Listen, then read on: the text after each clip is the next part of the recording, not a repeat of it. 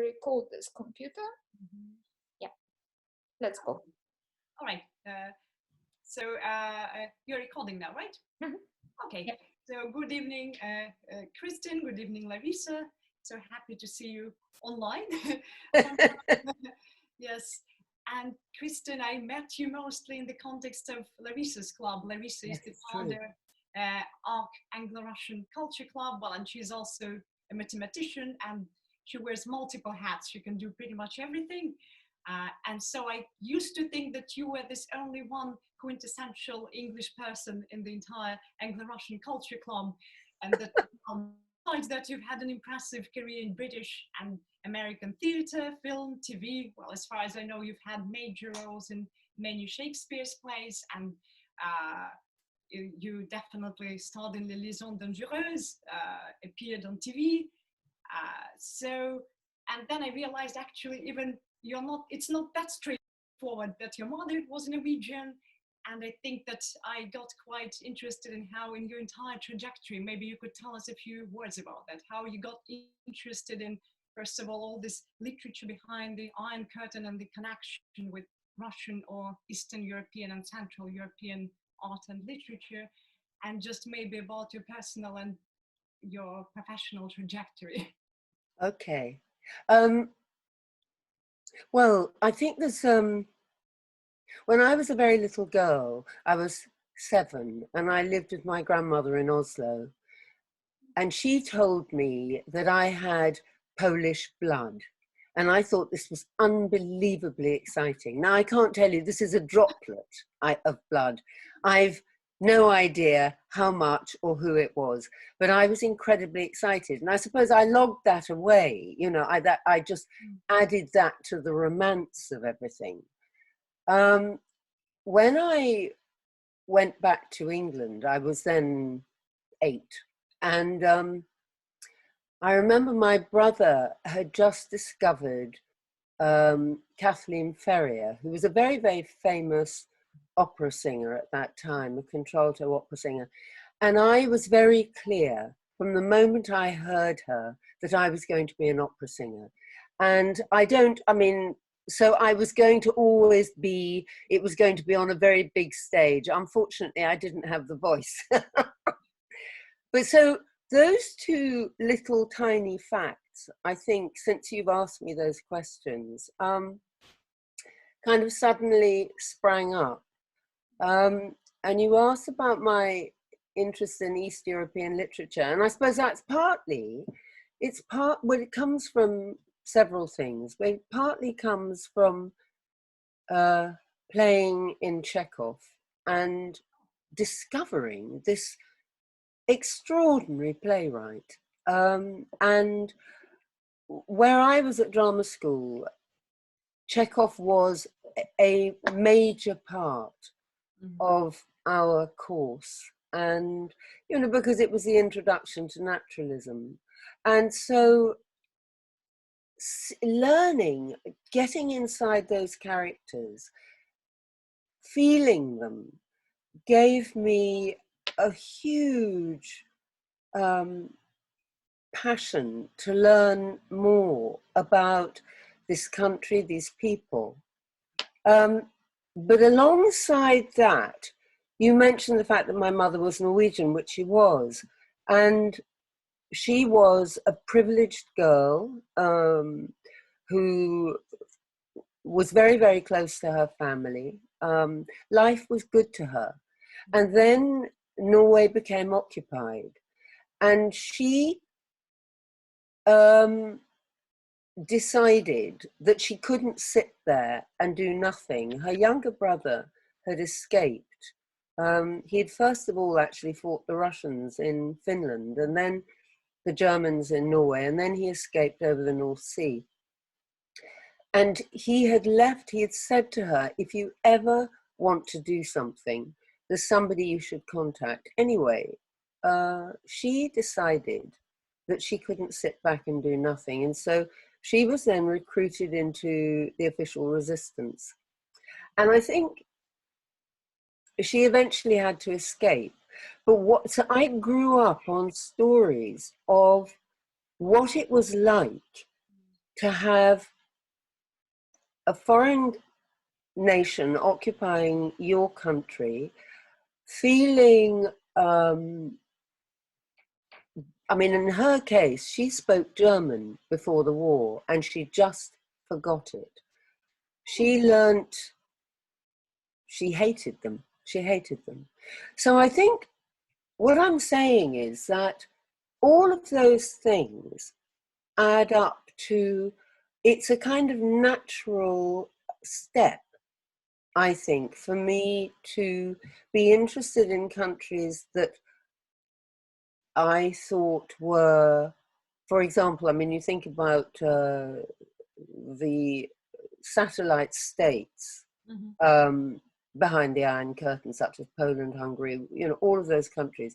I started to travel there and got interested in the literature and just got interested in, I think as an actress, the work I've done, or the work that I've been most interested in, is people who have a very big emotional arc. And sometimes those are people where, you know, that emotional arc is taking place domestically, or it could be taking place nationally speaking. So I think all of those things have contributed to an interest in learning about people, listening to people, being interested in people's stories, and also that part of the world. I would rather spend time in Eastern Europe then I've had no interest, for example, in going to India or somewhere like that. It's just the way that your natural instincts take you, and then you start to read and you learn and you meet people and so on. That's really... This is fascinating. So now I can see many more connections, because last time we saw each other, so to speak, offline, face to face. Yeah. It was when you did this extraordinary reading based on Svetlana Alexievich's Secondhand Time. And to be honest, it's such a difficult text. I often wondered, I found it very courageous even to approach it. And I think in translations, it must have been as painful for you as it was for me when I was reading it. So now I can see a lot more reasons why you could approach and deal and refashion such texts in English. And to be honest, that particular performance for me was very significant, because in a way it sort of marked our before and after in so many ways. We just felt that there was something imminent there, right? And the text was so powerful, and we are all in this church, and well, I think many people came. Actually, there are many people in the audience, and Svetlana herself was there, very cold. I think a bit handsome as well, because people kept coming and trying to shake her hand, and I was trying to do my best to protect her, but it didn't quite work. So it was a very strange and at the same time very special evening. So I just wonder whether this particular time also marked this so-called before and after for you in any way, because I know that, well, as a professional actress, well, and correct me if I'm wrong, probably for most British actors, life is very uncertain in the best of times, right? So this sense of insecurity and uncertainty is something you have to deal with. So I think that somehow for some people, obviously it meant a terrible time of loss, and for others, strangely, well, lockdown became a chance to slow down, to spend more time with their families, to feel more grounded. Did you feel any change shortly afterwards? Or not really? Right. Yeah. Personally and professionally, obviously, because all the theatres are closed. You're right. I mean, it was an extraordinary night, wasn't it? And it was, yes. I think when Larissa said that she was going to contact Svetlana and ask if she would come to the church and, you know, tell her we'd like to do a reading, I honestly thought, oh yeah, I mean, not a chance. She's just not going to come. You know, I don't know what other thing she was doing in London, but during that week. But I also thought, you know, who is going to want to come to a probably very cold and drafty church in West London? And it was very cold and drafty. I know. And, you know, she doesn't even speak English, or not very much. But I also thought I would give anything for her to come, because having read, as I told you, The Unwomanly Face of War, and then read some of the others, and then started reading Secondhand Time, all I could think was, people should hear this. You know, it was about, I remember a friend of mine, an actor, who, when he was asked by people if, you know, who wanted to become actors, basically, he would say, what is it you want from it? And very often these people would talk about, oh, well, I want to be on the stage and I want everybody looking at me and I want to make films. And then he'd say, don't do it. Don't do it, because it wasn't about, it was all about them. It wasn't about the work. And actually, that book, that book was a metaphor of that for me, because I thought, all I want is people to hear her words. All I want is people to hear these stories and to know that this happened and is happening. And you don't, at that point, that's when you know, your ego takes itself out of the picture, or at least I hope it does, because it's not about you. It's about something much bigger than you. And that's the great glory of doing theatre, is it's not about just you. It's about everybody else on the stage with you, and it's about the audience. I remember once I had a most awful director. He was a horrible man, but he said something very important. He always shouted, could never speak normally. But an actress very unwisely said to him, she was obviously having difficulty with a speech, and she said, what am I feeling here? And he said, well, I don't know, do I? And then he said, what you don't understand, and he was shouting at her, was, you're not important. It's the person you're talking to that's important. And I listened to that and I thought, he's right, actually. Because what happens is, very often, is you're going on stage and you've got your speech and everybody's going to be looking at me and I'm super important and aren't I marvelous? And actually, it's not about that. It's about the person that you're trying to communicate with. And when you think like that, when you think about other people, then the whole thing starts to come alive, because it's no longer just about you. And that was what I got in spades that night. I mean, I told Larissa that just seeing her in that place brought me the greatest possible pleasure, and hearing her and I have such a respect for her. I really honor her. So, and that night, as you say, that was more or less the end. You know, after that, we went into lockdown.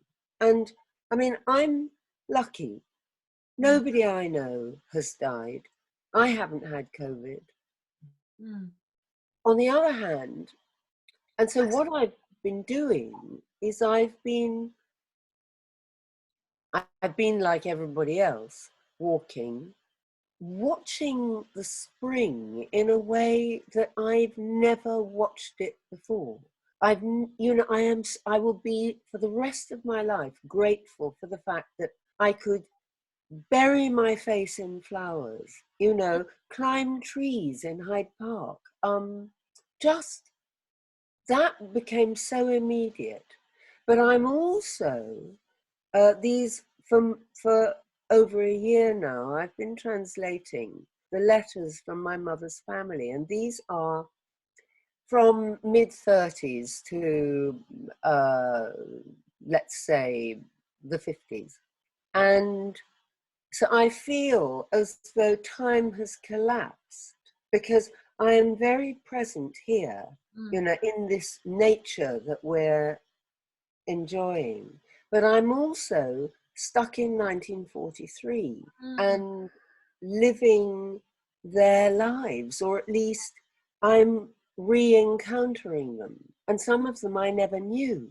So that's been an extraordinary emotional experience. And my mother was very beautiful and very charming, and life gifted her with a lot. You know, I mean, not that she would have thought it, but that was what she was handed. And she had a sister who was older than her, who didn't have so many natural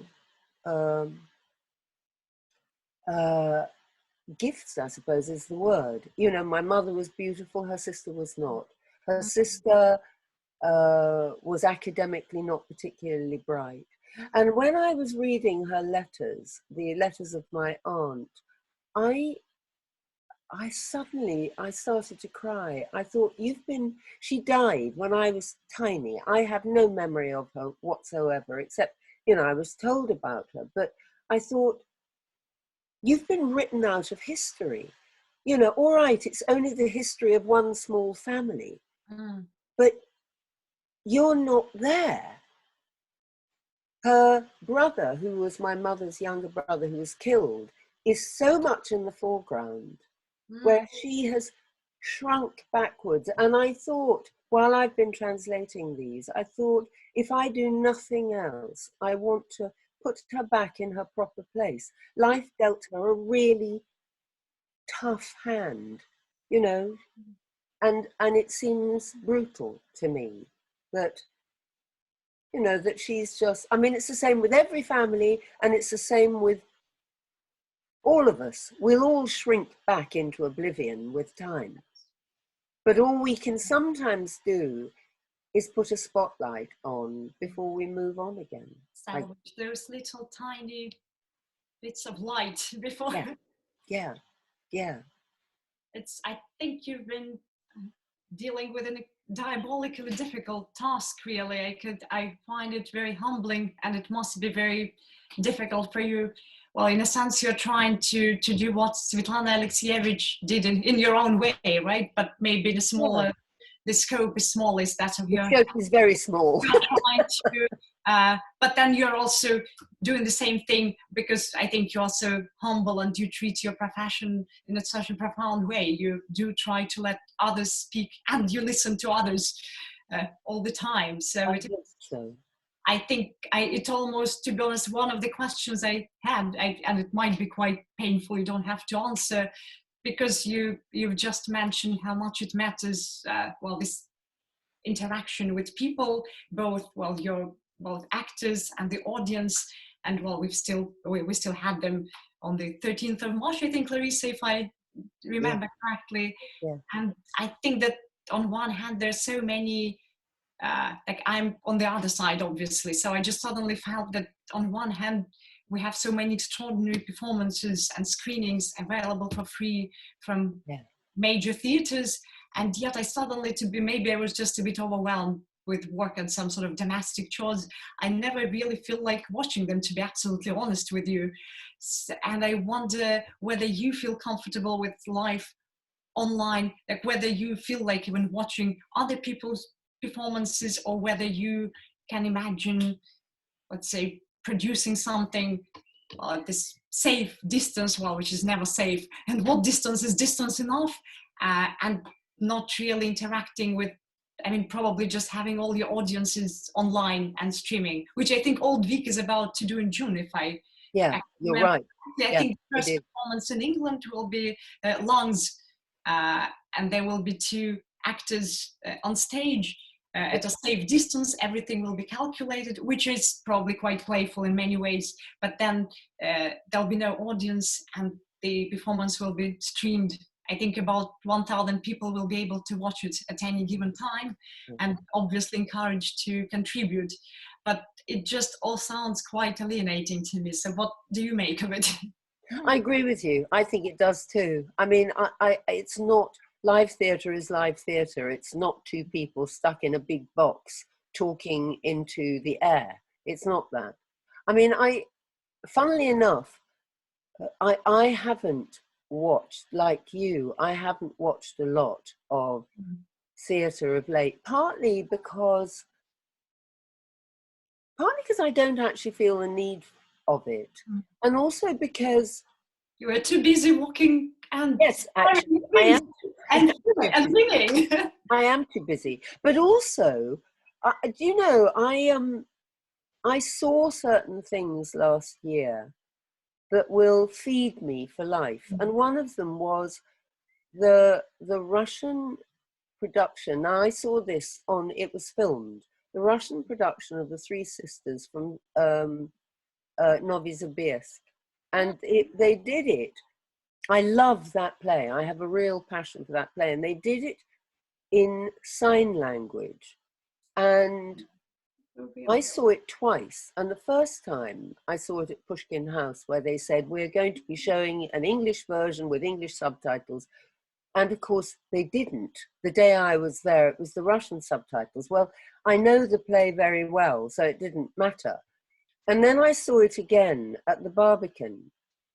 And I've never, because the camera could get right up close, I've never seen, I don't think I've ever seen a performance of that play that had the kind of impact that it did. And I still think about it. In fact, funnily enough, I was doing an online, a Zoom play reading yesterday of Chekhov.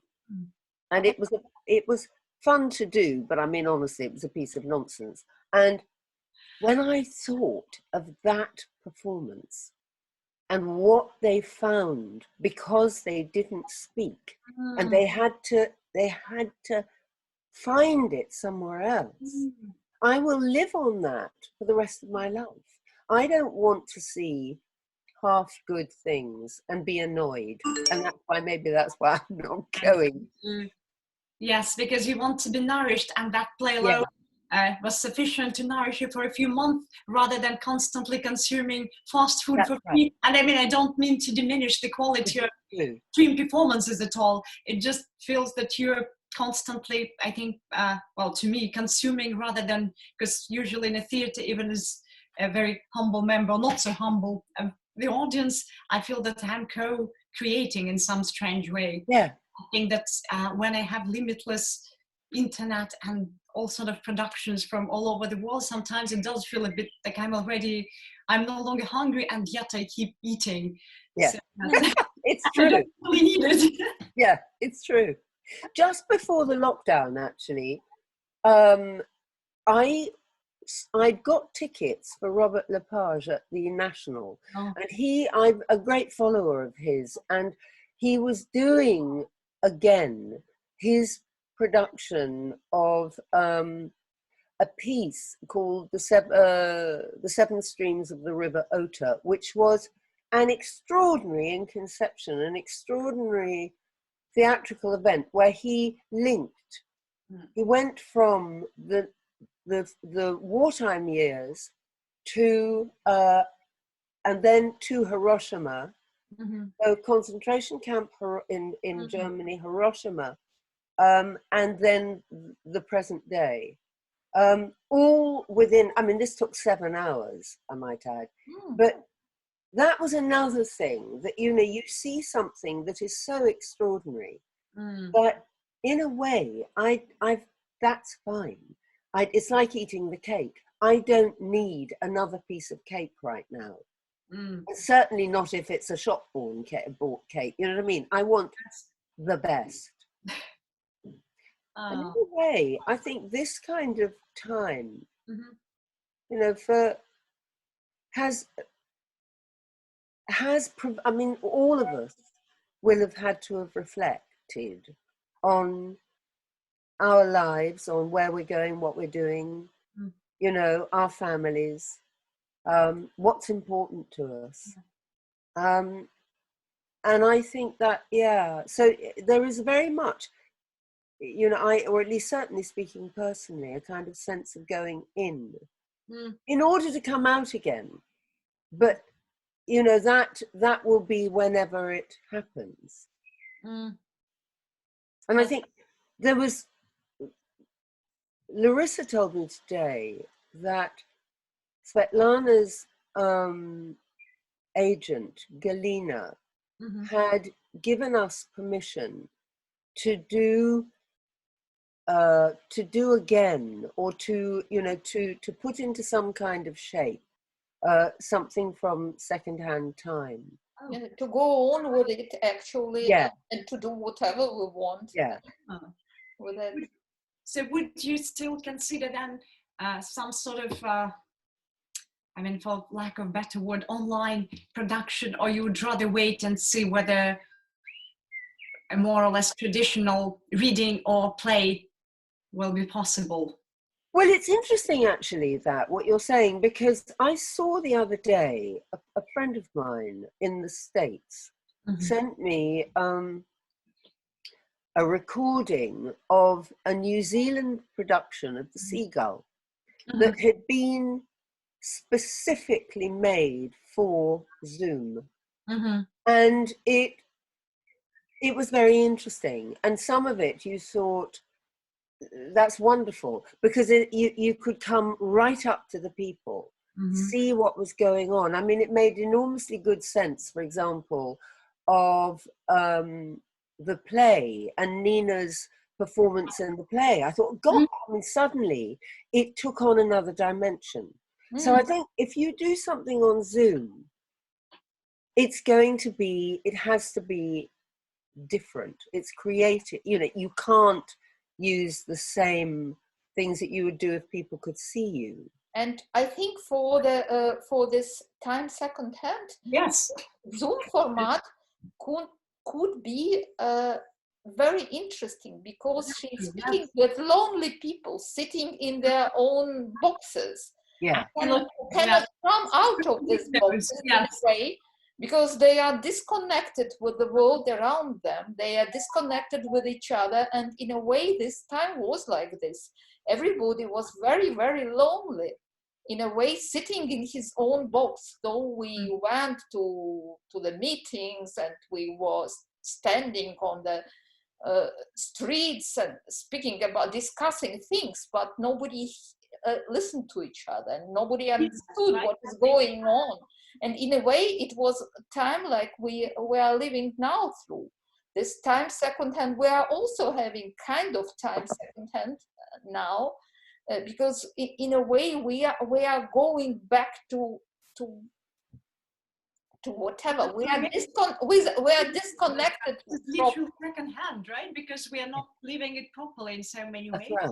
Everything is mediated, virtual, or I think if there's anything, Larissa is absolutely right. I think this particular reading or play could be very well. I mean, we can take advantage actually of Zoom or any other platform, because Larissa is absolutely right. Everybody, I think she is too. their voices, but there's so much pain because they're disconnected, and they're desperately trying to, well, believe what used to hold them together. This idea of some Homo Sovieticus, as Svetlana put it, but it's no longer there. It's in all of us, and then it's no longer, well, there's nothing holding it together, because all the traditional things, well, other, let's say, family or other bonds had been so deliberately destroyed during the Soviet Union. So it was the system put in place that was designed to replace everything, and the moment it was taken out was just all alienation and little Zoom-like windows. Yeah.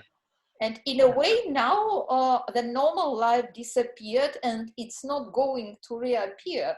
I think we are coming, whenever it will stop, we will live in the other world. We will, our virtues and things we were our aims will change and our life will change. We also notice people around us whom we never noticed, and we notice problems which we never thought about or which we stopped to think about. And we thought that we can reach everything, and we are absolutely heroes and winners, and now we all of a sudden notice how vulnerable we are. And this was also the way how Soviet people, they tried to convince us that we are going to reach whatever, and then all of a sudden we saw that it's nothing surrounding us which we're used to, and we were starting from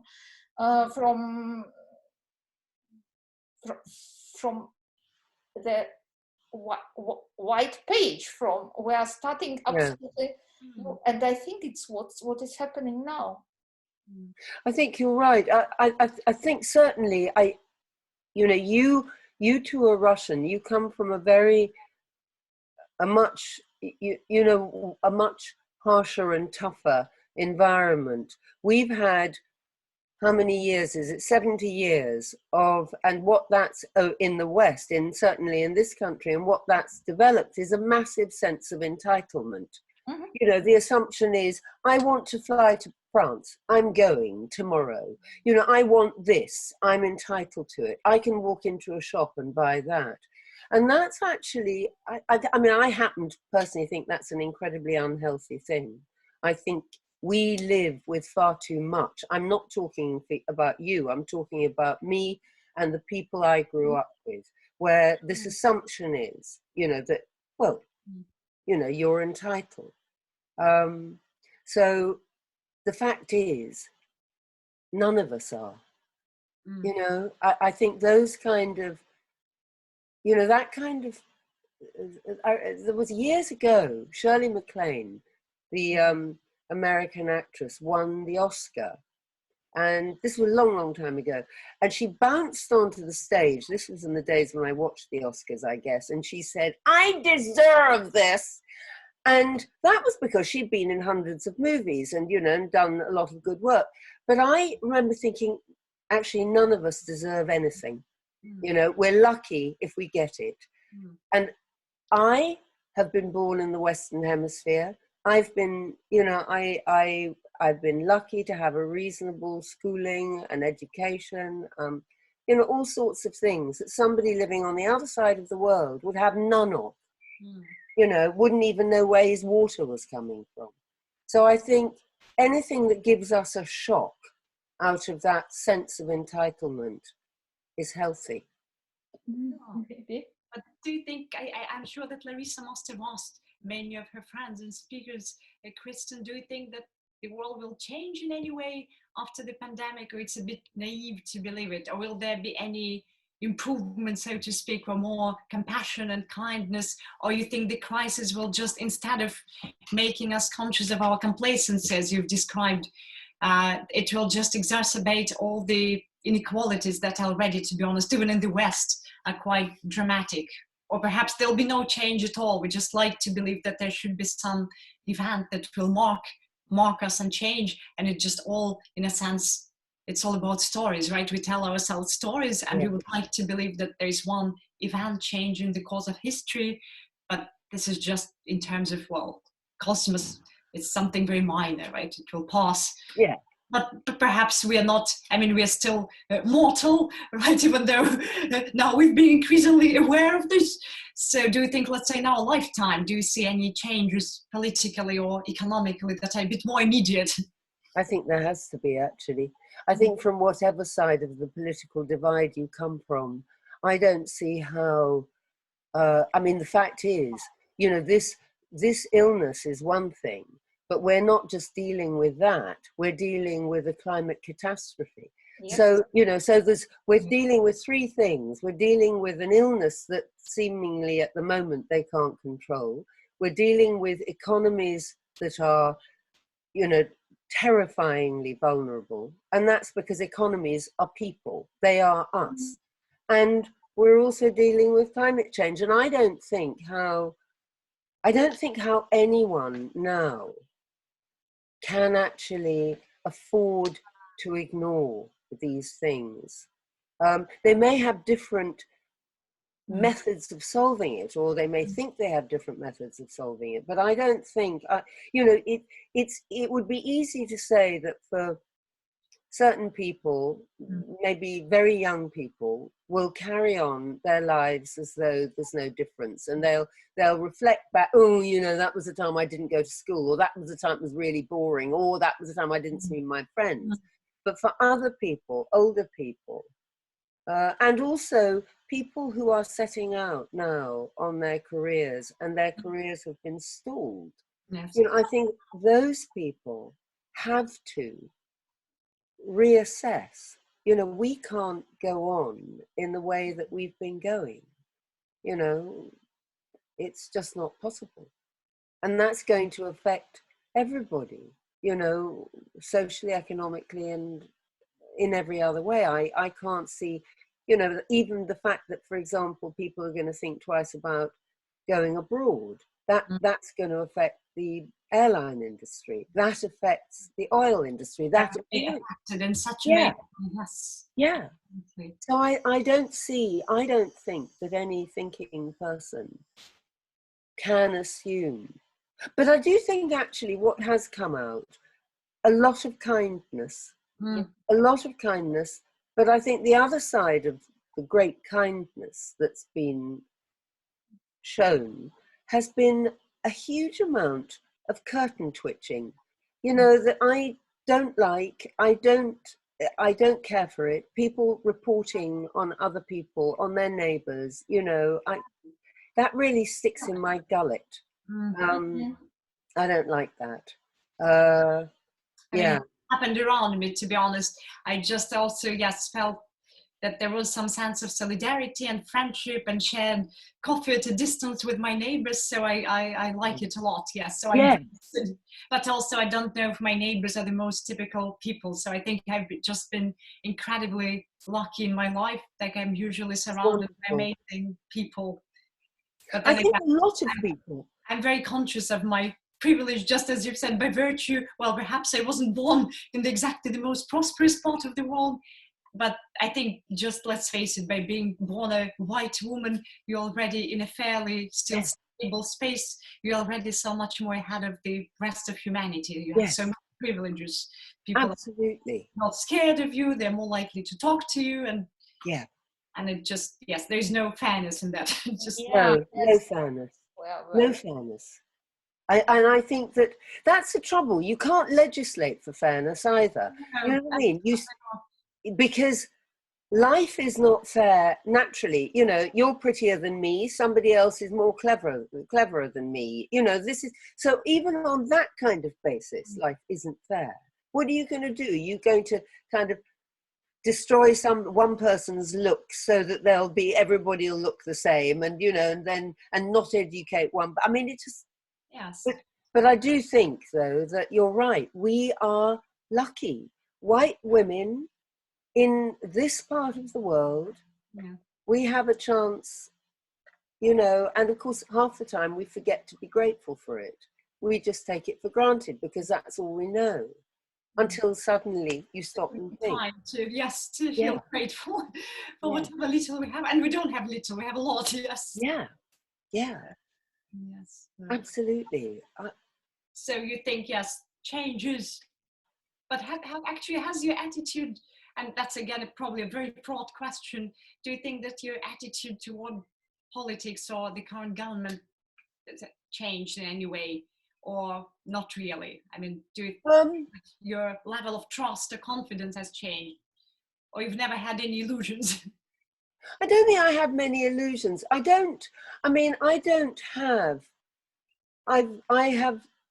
think that Boris Johnson is a very charismatic man, and he's a good journalist. That doesn't necessarily mean he's a good politician. I'm very aware of the fact that he paints in very broad strokes.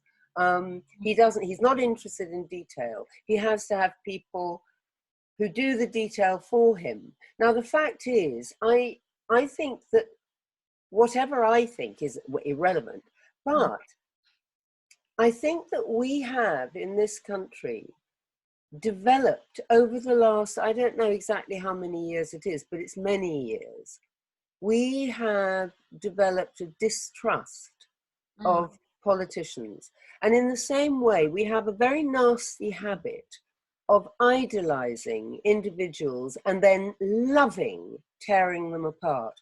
I'm not a fan of Dominic Cummings particularly. I think he's made a lot of enemies. He's very, very, very clever. He's super clever. A lot of people hate him. But I saw a photograph of him the other day and I thought, I feel absolute disgust. The journalists and people in this country are like hounds running after a fox. And I find that under any circumstances really repellent. Yes. So yes. it's nasty. And what's nasty about it is that people feel good, they feel virtuous about hating him because they want to have a hate figure. Doesn't matter if it's him or if it's somebody else. But the fact is they like having hate figures because they can then tear them apart. And it's not an edifying sight. No. I mean, frankly, I couldn't care less if he went to Durham. It's of no, I mean, life's too short. I can't be bothered. Fine, went there. People thought like you because people obviously have always craved bread and circuses, right? And loved gladiators. It's not new. We can't.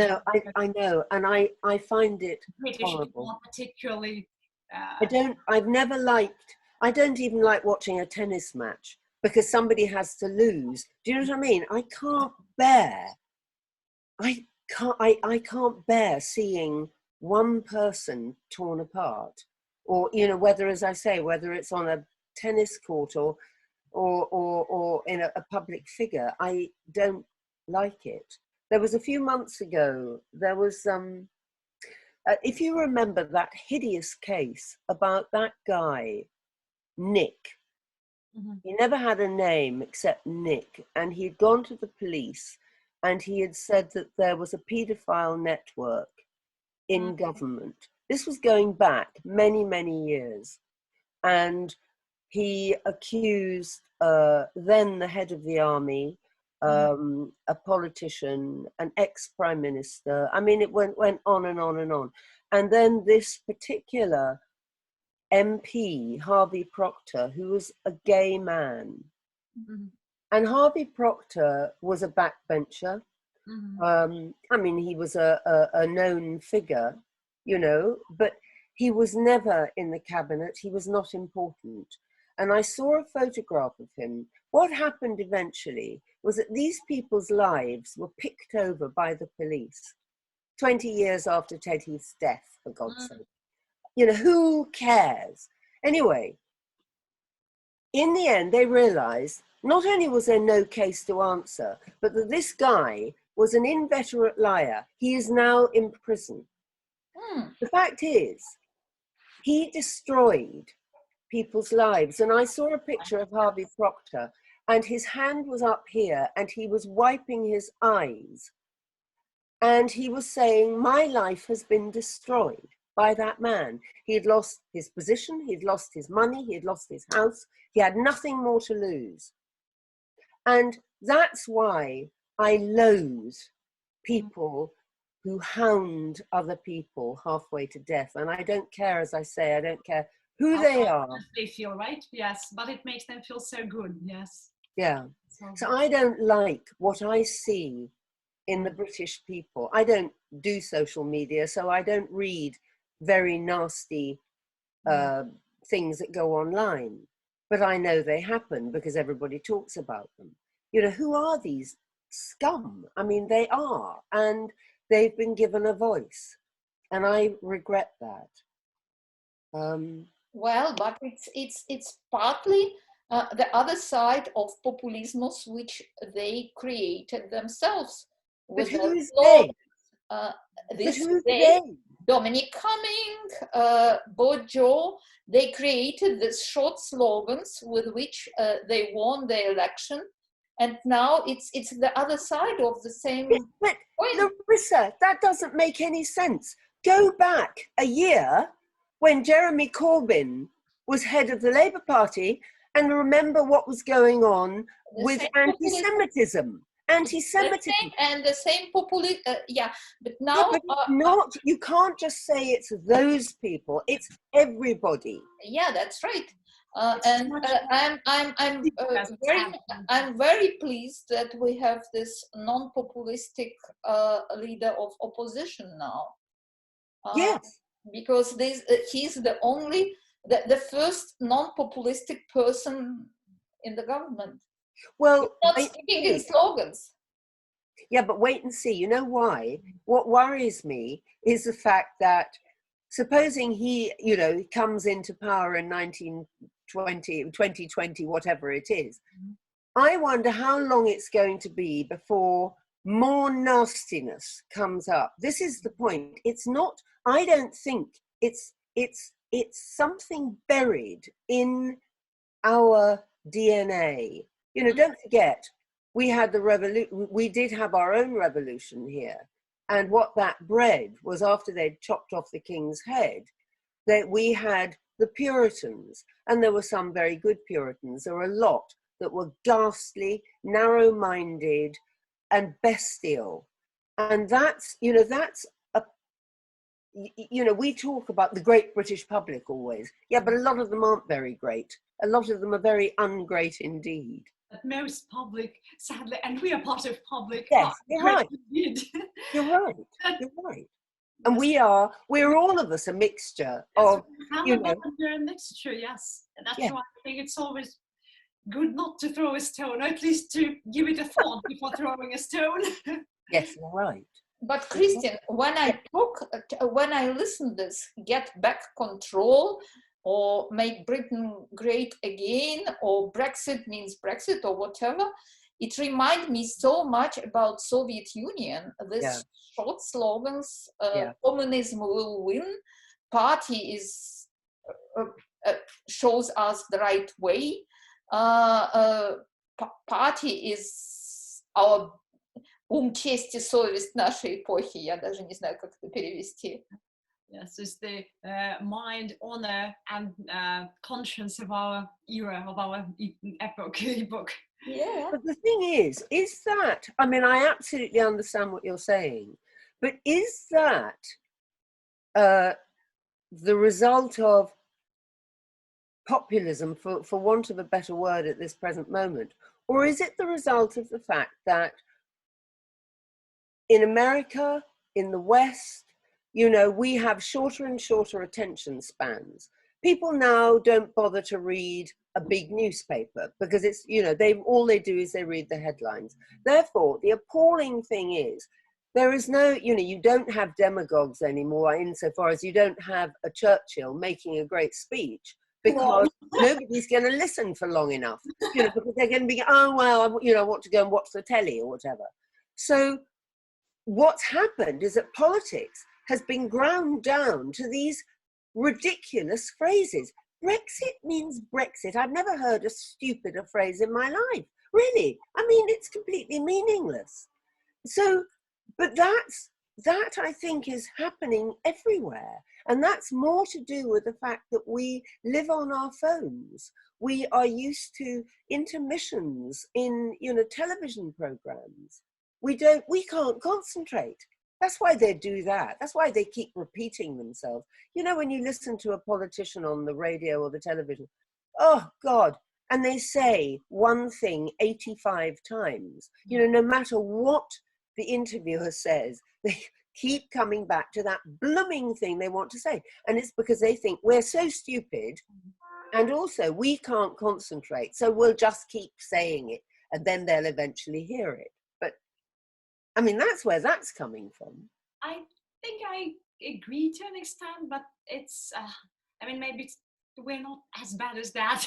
I hope not. I think Brexit means Brexit, and this kind of language, it is in a sense a linguistic true why it's idiotic, but I think it's brilliant at the same time, because it does tap, well, the language like that does tap into something very deep that we probably don't even want to consciously recognize. And Larissa is right, that all the sort of slogans, any sort of totalitarian language, if you wish, is built very consciously by brilliant people who consciously or unconsciously know how much it affects the very, in a sense, primeval level of sound bites. And it's very, in a sense, it's very much directly appealing to our senses, rather than it really wants to bypass any rational control. So I don't think, I mean, you're right, because of the all the modern technology shapes our brain and attention span, but I think it just goes way back to, well, slightly different rhetoric. It's not exactly, Churchill's speeches or any traditional demagogues in the usual sense, but it's through this sort of, it's more shamanism, right? Like it's the rhythm and the repetition, and once you're sort of a bit entranced. So this is not new at all, and I think that, I mean, I'm probably either profoundly pessimistic or optimistic, depending on how you view it. I just don't think that humans had a chance to evolve or change that much. We do, but at such a slow pace that it's really hard to say that, well, these days, the youth. So I think that they actually resort to very old, in a sense, they go back and, well, tap into this collective, well, unconscious, and dancing and chanting, and usually, well, the collective chanting doesn't lead to anything good. No, but I think that this opportunity to slow down now during COVID is giving us space to change our language, to read long books, to think about things, and probably it will increase, it will give us an opportunity to increase a little bit our attention span. And I pray so. Yeah, and to change this way of thinking. We've recently had a conversation that these days perhaps the divide will be not so much between the haves and the not haves. Have nots, exactly. So there's something wrong that I'm saying, have nots, exactly. But well, childless versus people with very young children, because obviously, while there is indeed a chance to slow down and just live every moment and think and reflect, I think that if we speak to that with people whose children are 1 or 2 or 3 and they have to work and they have no childcare, I think they just start screaming, because it completely, it's... Yeah, that's right. Because they don't know the moment slowing down, everything is increasingly difficult and intense, and there's no moment of reflection whatsoever. And I think obviously it's happening for so many families, right? Because while some lost their jobs, some of them still have to work and work at home and somehow school their children and take care of babies. And I think that it's not sustainable, obviously. I agree. I think that's a matter of privilege to reflect. Yes, Sorry. It's such privilege. I mean, I said I don't know anybody who's died of COVID, and I haven't had it. And I don't have children. I don't have that anxiety. I don't have 5 people living in this flat. Yeah. It's a very, very different place. I am, for once in my life, I'm glad to be the age I am. Because I think if I was just coming out of university now, it would, or doing my finals this, in lockdown, or just coming out of drama school now, awful, or music school, it's all, or as you say, you're somebody, you've got 3 kids, you're very worried about whether you'll have a job after this. So I think, I know I'm lucky. Yeah, and once in a while, I'm lucky that I don't have old people to talk about. Yeah, very true. Unfortunately, I lost my old, parents. Would have been terribly torn. Yes. Yeah. And what I started to do now is I just violate these rules with old people. I take one by one my elder, and I will continue to do it. I take them for walks and I invite them to my house, because I think it's very unfair. If they want, they ought to have it. I agree with you. It's quite unfair towards them. Okay, they are vulnerable.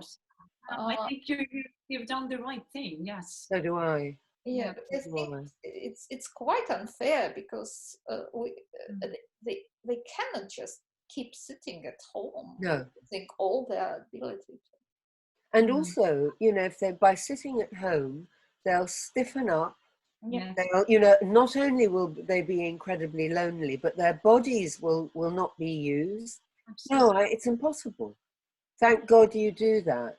Yeah, and I think very soon many people will start to do it. Yes, I think they will. As a matter so. of fact, it's somehow in the air. I think that nothing really changed. There's still a very high risk of infection, but I have a feeling something has changed in people's minds. I think so too. It's actually in the air.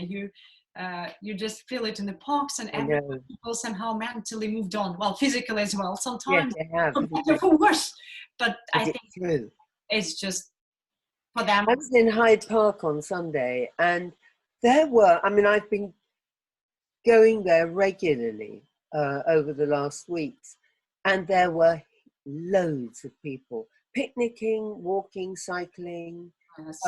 But I mean, I saw people, big groups of people having picnics, not much social isolating there. You know, I think that the weather's wonderful, and people have done it for a long time, and they've got to the point where they think, you know. Does it mean that people just, that they are not taking it seriously any longer, or that they accepted that the life is not safe? I think a bit of both, actually. I think if you're quite young, the chances are you think that if I get this illness, I'll shake it off pretty quickly. I think, I mean, I was in Holland Park yesterday, and I think people are still sitting on separate benches. They are skirting around each other, but they're not, and a lot of people have masks. I think a lot of people don't, you know, I don't. Yeah. I mostly do. You do? Yeah, if I cannot keep this 2 meter distance, then I wear a mask. But I very seldom see people, to be honest. I spend all my day either in my garden, in my flat, or going for short walks. But very early in the morning, I don't see a lot of people. Another question, Kristin, which is very, it is a question which concerns me very much. What will happen with globalization? You are such a person of the world, and it's this connection, and it's so important for you. And now we have Brexit, we have COVID anyway. What will happen with all international? Will Ireland be a real island? I think probably. I mean, I agree. I do worry about that a lot. And part of me just thinks that part of me thinks, you know how a friend of mine who was incredibly important to me died a few years ago, and I remember at the time I just said, I can't think about this now. I can't think about it. I can't think about it. And I didn't. I would pick up a book. I would do anything not to think. And I'm not saying that I'm doing that now, but I know that there's a certain level of worry beyond which it's pointless. I can't engage. I have a feeling, I think this will happen again and again. It's happened in human history again and again. The difference is now that we travel far more, as you say. So therefore, the chances of it happening are more, but also the fact of it spreading is far more. But my guess is they will find a vaccine. How effective that vaccine is, I don't quite know. But I think this is something we're gonna have to live with. Yes. You know? Actually, much more mundane level, since we all assume that life will probably go back to some kind of normal, right? Maybe not exactly business as usual, but do you both have any immediate plans? How do you think you'll adjust to, because your jobs and, well, in a sense, even the way you are, right, is so connected with people and being out and either running events or being on stage. Like, do you have any immediate plans of how you will do that? Like, is it through online, any sort of Zoom performances or readings, or just? I want to start tutoring. Well, I want to start doing some poetry readings and putting them on YouTube or whatever, and see. I mean, maybe they'll never be looked at. That really doesn't matter. I just want to do them. That's one thing. Another thing is that this actor friend in the States has asked if I will. He wants to do some Shakespeare and some Chekhov on Zoom, and he had some very good ideas. So I think that's, and in the beginning I thought, I'm not going to think beyond the end of the week or the end of the month, and now. It's opening up a bit. Exactly. Because I started teaching online, and that was a big kind of step. And so suddenly you see the opportunities, and seeing that seagull the other day, I mean, it wasn't the most perfect seagull I've ever seen. Who cares? What was interesting was the fact that it was tailor-made for Zoom, and therefore it had great strengths. It wasn't trying to be anything other than that. And I think that I'm really excited about this prospect of secondhand time, and the work. I'm very much looking forward to it. If you wish, we can talk about it. But I will be absolutely thrilled to see it in a new shape. Yes, and great. Yes. But also, I know that Larissa wants to transfer some of the Anglo-Russian Culture Club events onto Zoom. Yes. What about you, Larissa? How do you envisage it? As a matter of fact, we started this wonderful project, this person zooming, человек разумный, which is... I think I translate it as Homo-Zoomus, being very proud of myself because it's the extension, zoom.us. So. Homo-Zoomus is actually a wordplay in Russian, but, because человек разумный, this Homo sapiens, the word sapiens in Russian has a root of Zoom. Nobody knew about it until this word, человек разумный. So it was a double language wordplay, which is very funny, of course. But in this project, I just started to speak with the guests who visited us in London about their new projects, about their life in this time, but also about their main subjects. For example, poets are reading their new poetry and their old poetry and so on and so forth. I met new people. Natasha introduced me some new people who never visited us, but I also I'm again in contact with my former guests, and it's very interesting. It's like visiting them, because do you enjoy this format? Do you think that it's sustainable for a while? I think for a while it's sustainable, and it is even giving some new perspectives, because sometimes people say, or some lecturers say, it's easier for them to lecture online because their students are not taking care about how they look like. They are not thinking about their appearance, especially these young girls who are in love with whatever, with their prof, and thinking all the time whether they're wearing proper shoes.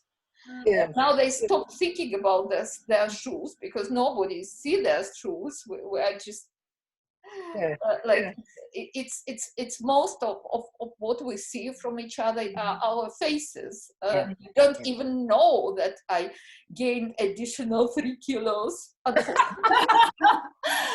so funny. And I'm sure, yes, there'll be multiple apps for improving your appearance on Zoom. Yes, I'm sure they are already. I'm just, yes, not familiar with them yet.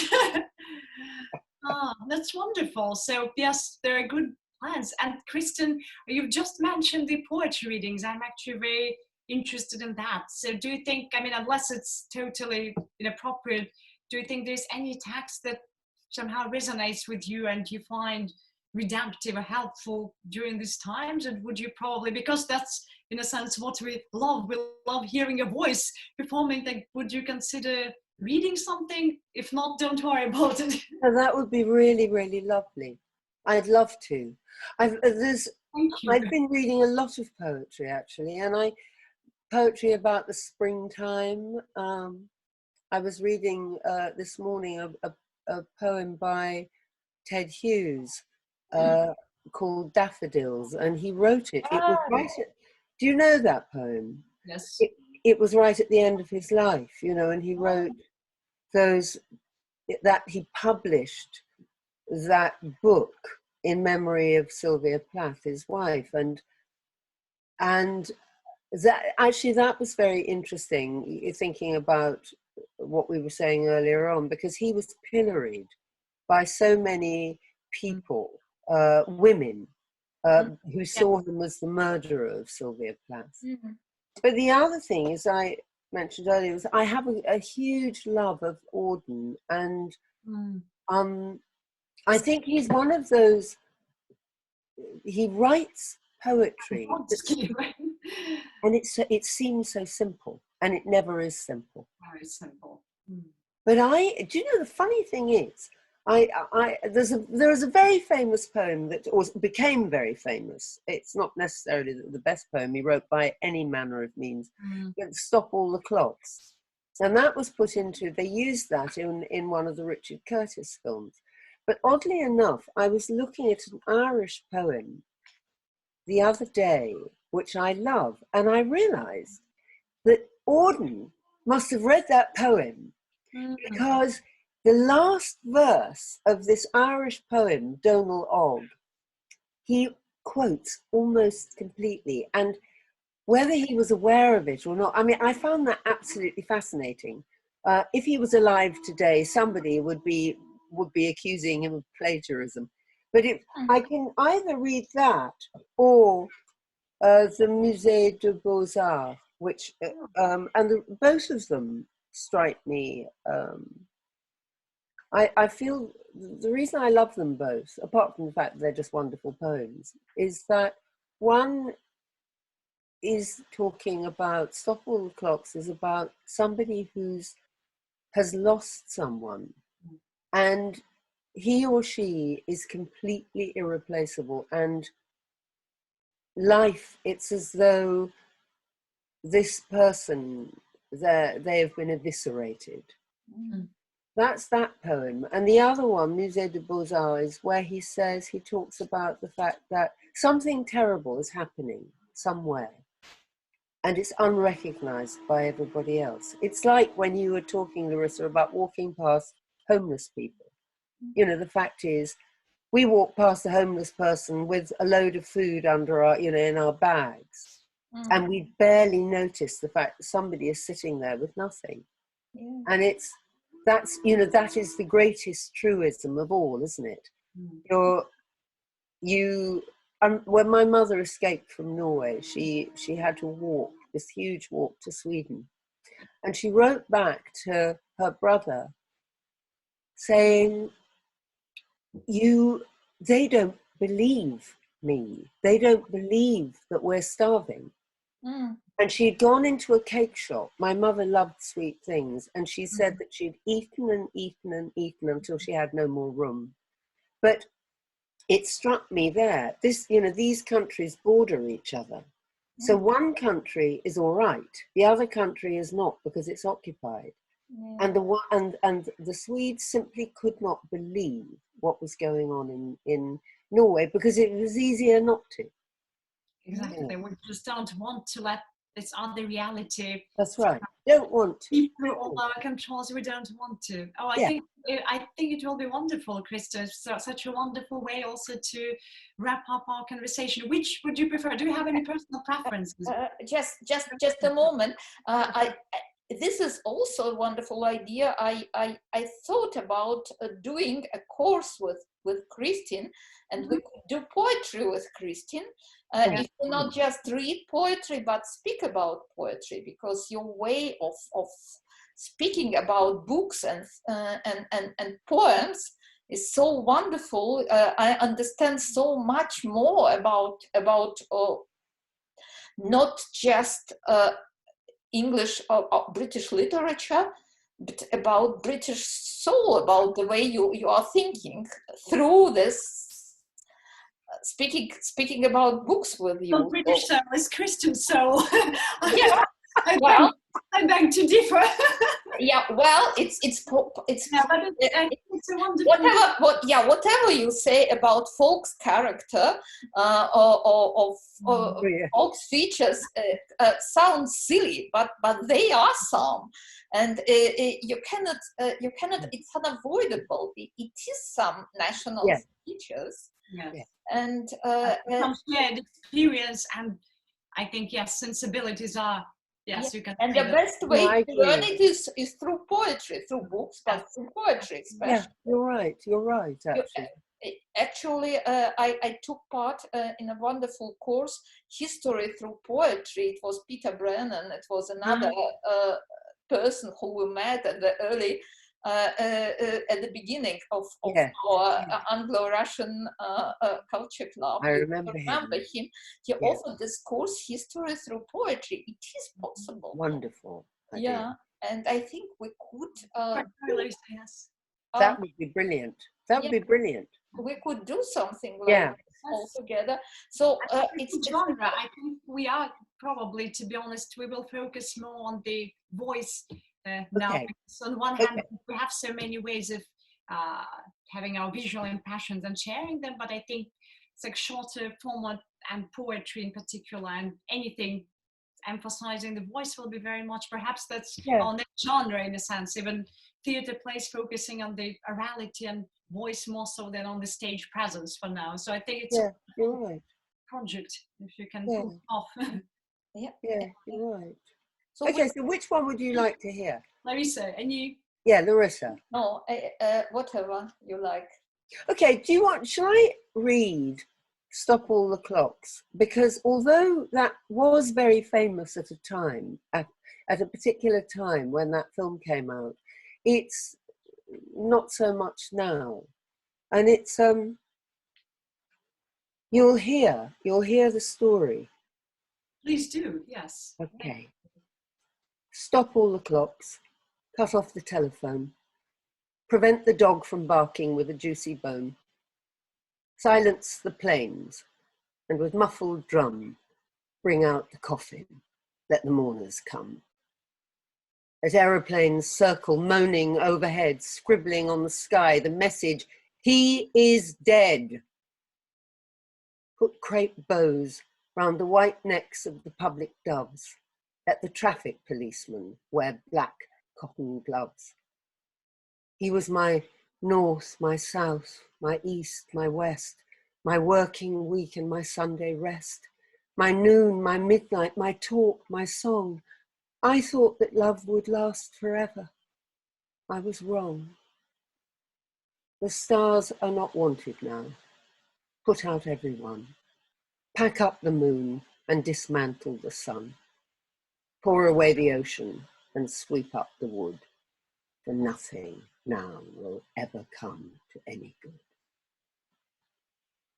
Oh, thank you, Kristin. I know this verse, but I still had tears in my eyes when you were listening to you. Poetry is meant to to be recited and read rather than It is, isn't it? Yeah, it is. following with mind. Thank you so much. Yes. Thank you so much. So, And poetry thank you so read is very different to Yes, poetry. it's been really a privilege. Yeah, it Oh. was. But it was wonderful for me. Yeah. No, to be honest, I feel, I'm sorry, it's probably the first time that I'm willing to do some not work-related conversation on Zoom, and it's not as scary, it's actually rather pleasant. Yes. I'm surprised Larissa could pull it off so easily, but then again, Larissa can pull off anything. So I'm relieved to see that it's possible that I actually can converse with people. I know. Yes. So, There. Yeah. Yeah, you're right. so it was so lovely, and thank you all of you. Stay safe, and I hope to see you very soon. And Kristin, it will be such a wonderful project.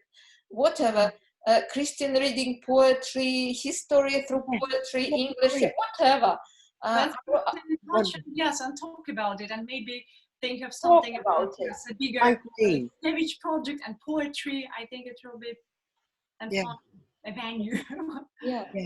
Yeah. So I will enjoy it very much, and we can just whenever you want start this course online. Okay. Great. Wonderful. Thank you, and see you soon, and stay safe. Yes, I'll feed my starving children now. Yes. You're going to go and have your supper now. At long last. At long last. Yeah. I think I'm not as tough, but they probably are. Yes. Oh, so long. Yes, and I mean, we'll be in touch. We'll be in touch. Bye. Lovely. Thank you. Bye. Bye.